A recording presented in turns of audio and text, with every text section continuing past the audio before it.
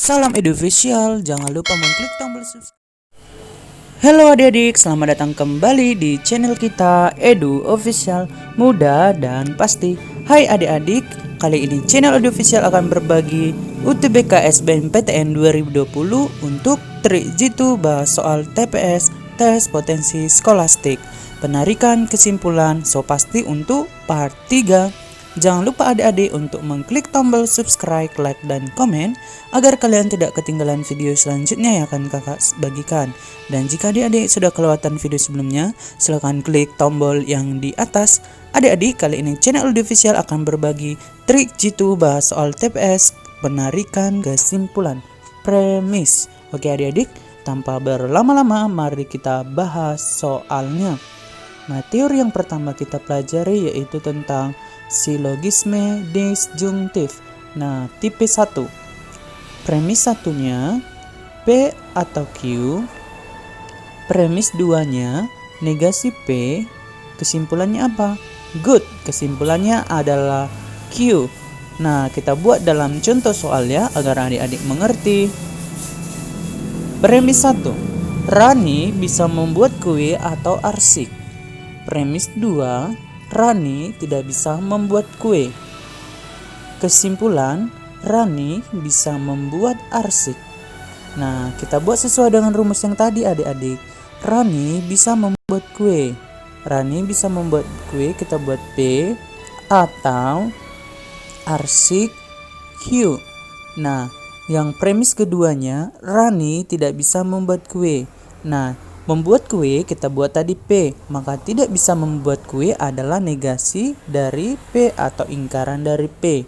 Nah, sesuai dengan rumus yang pertama tadi, bahwa jika premis satunya P atau Q, premis duanya negasi P, maka kesimpulannya itu adalah negasi, kesimpulannya itu adalah Q.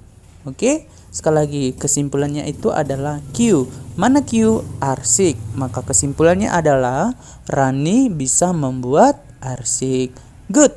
Nah, kali ini kita masukkan dalam latihan soal nomor 1. Latihan soal nomor 1 ini, premis 1. Andre memakai sepatu pancus atau bot. Premis 2. Ia tidak memakai sepatu pancus. Kesimpulannya apa? Ayo adik-adik, coba adik-adik jawab di kolom komentar video berikut ini untuk menunjukkan apakah adik-adik sudah paham atau belum pelajaran kali ini. Oke adik-adik? Good. Kita coba untuk tipe 2.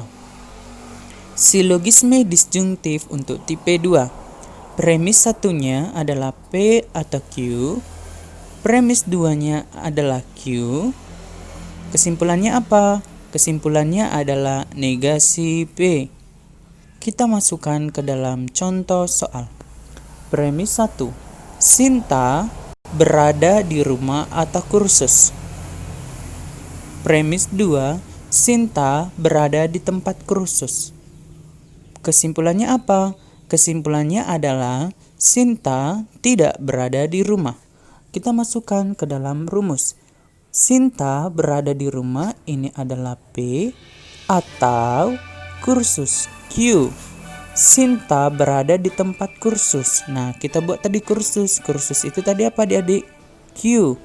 Maka sesuai dengan rumus tadi, jika premis 1 P atau Q, premis 2 Q, maka kesimpulannya adalah negasi Q.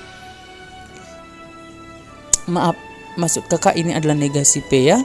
Maka kesimpulannya itu adalah negasi P. P-nya mana adik-adik? Sinta berada di rumah.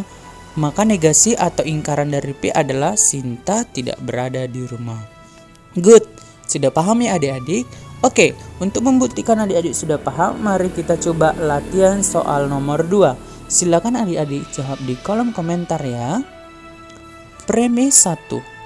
Andre menjadi dosen atau pengacara. Premis 2. Andre adalah pengacara. Kesimpulannya apa adik-adik? Ayo adik-adik coba buat di kolom komentar ya. Good. Mari kita coba teori selanjutnya, yaitu alternatif. Silogisme alternatif untuk tipe 1. Premis satunya P atau Q. Premis 2-nya P. Kesimpulannya apa? Good. Kesimpulannya adalah negasi Q. Mari kita masukkan ke dalam contoh soal. Premis 1. Rani bisa melukis atau bernyanyi. Premis 2. Rani bisa melukis. Kesimpulannya, Rani tidak bisa bernyanyi. Mari kita masukkan ke dalam rumus tadi. Rani bisa melukis P atau bernyanyi Q.